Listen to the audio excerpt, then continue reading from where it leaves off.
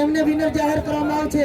ફરી પાછા બંને સ્પર્ધકો એકબીજાને માત આપવા માટે, પરાસ્ત કરવા માટે, હરાવવા માટે થઈ અને પ્રયત્ન કરી રહ્યા છે.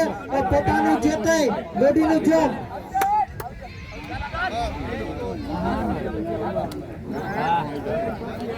દરેક સ્પર્ધકોને વિનંતી કે પોતાના જે કઈ છે એમની છે નોંધ કરાવે.